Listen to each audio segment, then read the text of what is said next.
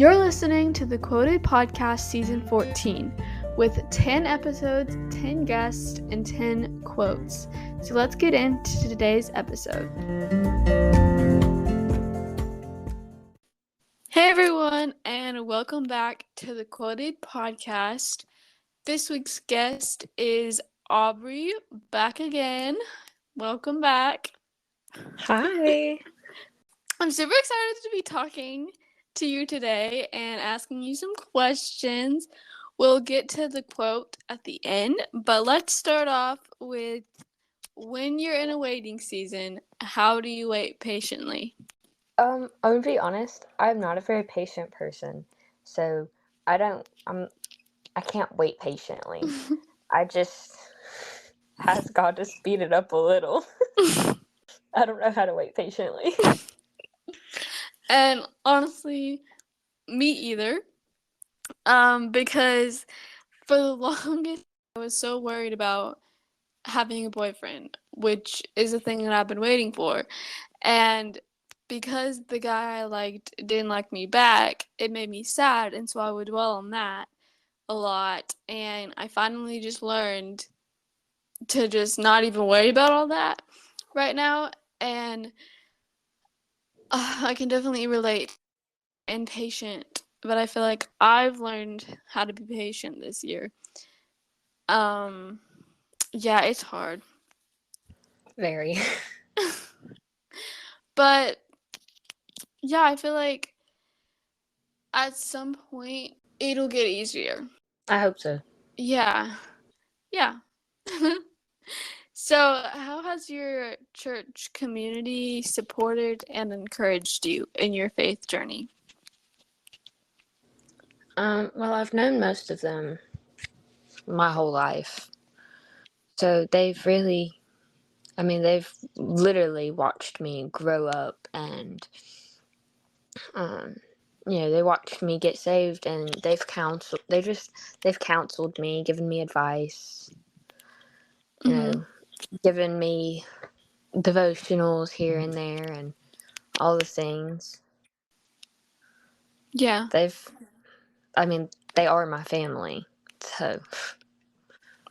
And that's cool. They've seen you grow up and they've been there. That's really good. It's really great to hear that you have a church community that can support you and encourage you, because I know some people don't have that, and some people have bad experiences in the church and it causes them to stray away from God and all that. And so it's really great to have people that are there for you. And my thing is like, for those of you that have had bad church experiences that kind of put you off of, following God. It's like, I read this thing the other day. It said, if McDonald's can mess up your order 100 times and you would still go back, but one person can mess up church for you and you will never go back. And I think that's so true. It's like one person could treat you badly in a church, and that will put you off of Christianity for the rest of your life. Mm-hmm. And I think it's a really sad fact. Sometimes people might need to give it another chance instead of just giving up because one thing went wrong. How do you handle difficult or challenging situations in your life, and how does your faith guide you through them? I pray. I pray and I read my Bible. I don't handle anything. I let God handle it. I actually really love that, because honestly, God's got you. Period. God's got your back. And I also think that journaling is a good way to help get through difficult situations. But yeah, prayer and reading your Bible are like the biggest things, because God is always there for us, and He's going to get us through whatever we're going through. So definitely trusting Him is a good way to go. Yeah. So, if you didn't listen to the last episode, Aubrey's actually writing a book called Sons of Innisville, and it's really good, and you're going to want to read it when it comes out. But I want to know what inspired you to start writing it and who your favorite character is. So I had two things that kind of inspired it.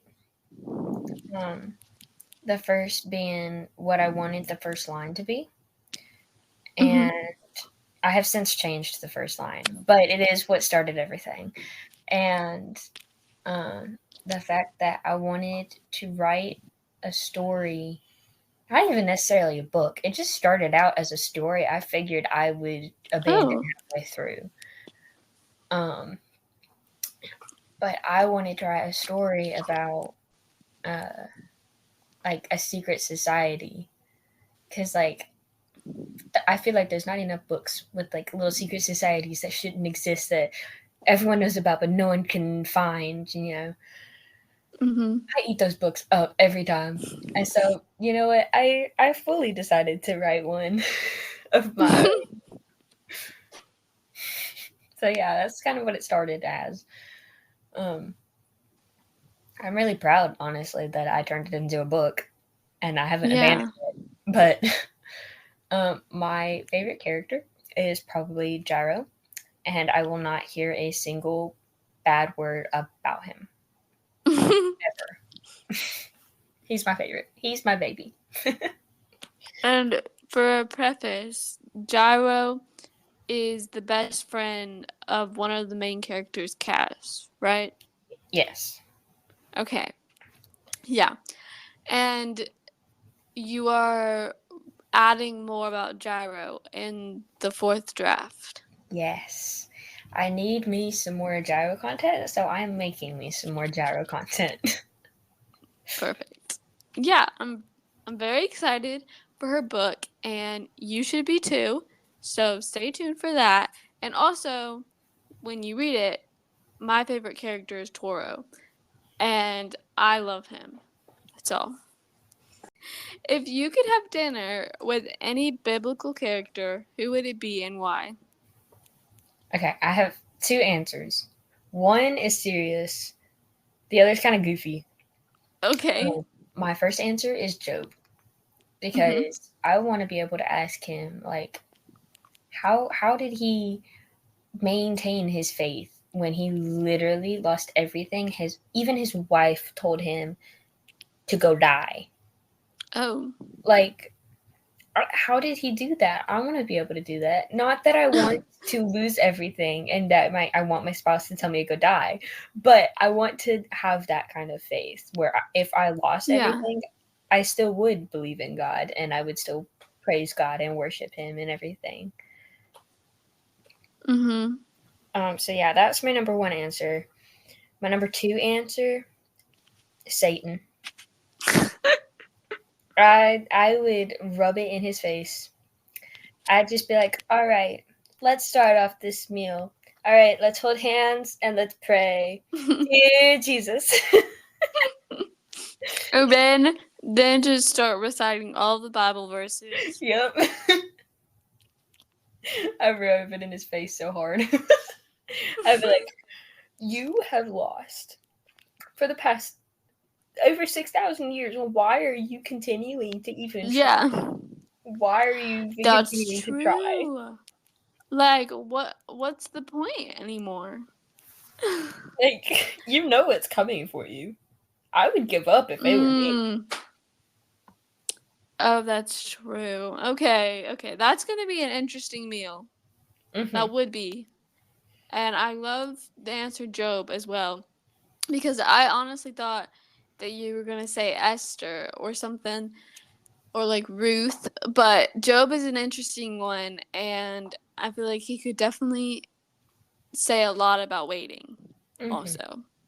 And I mean, then because he yeah, had to wait for God to give him back everything. yeah, So really, it fits him perfectly for this. mhm, yeah. And then Satan just gets to be humiliated by the gospel. Perfect. Okay. Are there any examples of ways that you've seen God work in your life while you were in a waiting season? He's given me good godly friends. Mm. Like, I don't even know what waiting season I'm in. Yeah. Apparently I'm in one. I would assume Yeah. so. Because I mean, you're in a waiting season your whole life. Just what you're waiting for changes. True. So I don't know what my waiting season is right now, but I'm in one. And he's provided me with good godly friends in it and people that will hold me accountable. And I mean, what more could I ask for? Mm-hmm. But And even if you don't know what you're waiting for, I feel like sometimes God reveals things to us as we go about our lives and like he shows reveals us. he reveals to us what he wants to reveal to us in his own time. Yes. Hence why it's called the Exactly. waiting season. Because if we had it our way, there would be no waiting seasons for anything. We would just get it when we want it. True. And also, it produces.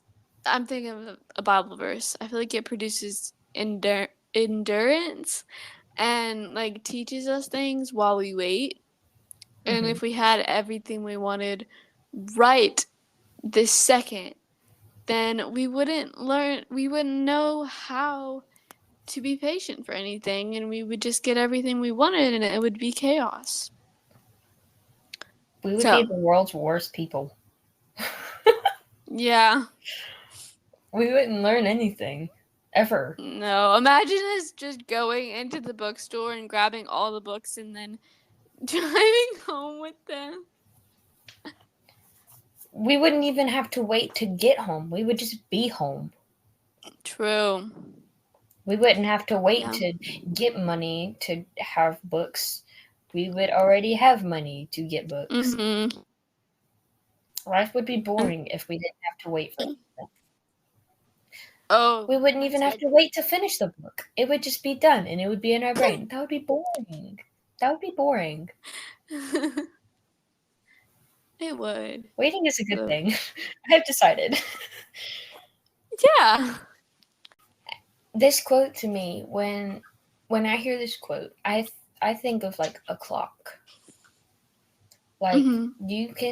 you take a clock, okay, with like the minute hands, hour hands, everything. You can see it moving over time, but you can't really see it moving as it's moving. You have to leave and come back or, look at it at separate times to see that it even has moved. So, just because you don't see it moving doesn't mean it's not moving. So, Mm-hmm. like, just because you don't see something's happening in your life doesn't mean it's not happening. You just have to wait long enough to look back in retrospect and see, oh, wow, that actually did happen. Mm-hmm. That was happening the whole time. I had never realized it because I was in the smack dab middle of it. Mm-hmm. So you just have to wait long enough to be able to look back in hindsight and Mm-hmm. say that was actually happening. And I think all seasons of waiting can be temporary, and that even though it feels like it's going to last forever, it won't. And I've learned that I needed my times of waiting to teach me things that I might not have seen without them. And it makes me think of painting a picture. Your picture isn't finished until the whole page is covered in the paint. And until you complete it, you might not be able to see what it's going to end up looking like. And God will give us the whole picture in His time, and He has a reason for making us wait for that. Yeah. Boom. That's Boom. all. Okay. Let's get to some fun questions before we end off the episode. So, what's your favorite song right now? Amelia by Jeremy Albino. Ooh. It's so good. Okay. I've Is been playing it on repeat all week long. is it like country or like more pop? I don't know how I would classify it. I'm gonna be honest. Okay. Well, I'll go listen to it after then and figure it out. Okay. Okay, what's the last book you read? 6 of Crows. I'm in the middle of Crooked Kingdom. Okay. Was that I'm a rereading. reread? Yes, it Oh, is. yeah, that's what I was I'm wondering. rereading it for like the 6th time. Wow. Oh, okay. It's my comfort. It's my comfort fantasy read. Hmm. Yeah, I still need to read Crooked Kingdom, but I enjoyed Six of Crows. It's so good. Would you be able to speak? Would you rather be able to speak every language or talk to animals? Speak every language, because if you think about it, every language includes animal language. So boom, loophole. I get to speak to animals anyways. Yeah, I was gonna say talk to animals, but honestly, you're right too, because I just think it would be so fun to see what they're actually saying, and it They're would be probably cool to talk to them. they're probably talking smack about all of us, honestly. Possibly. Yeah. Like, oh, look at that human. He looks weird walking on 2 legs like that. Yeah. Yeah. Who was your first celebrity crush? I don't know that I would consider a celebrity crush more than just he's just my favorite actor. Okay. But Andrew Garfield is my favorite actor. Oh. And your favorite Spider-Man too. And my favorite Spider-Man. He is the best Spider-Man. Tobey Maguire was the best Spider-Man. Tom Holland was the best Peter Parker. Andrew Garfield was the best of both. Okay. So that makes him the best Spider-Man. Interesting. I always just say Tom Holland is my favorite because I don't know, but okay. I agree. I would agree with that too. And what's your favorite childhood TV show? Okay, Strawberry Shortcake. Yes. I would stay up at night watching Strawberry Shortcake in my room. DVDs. Ooh. I always watch. What?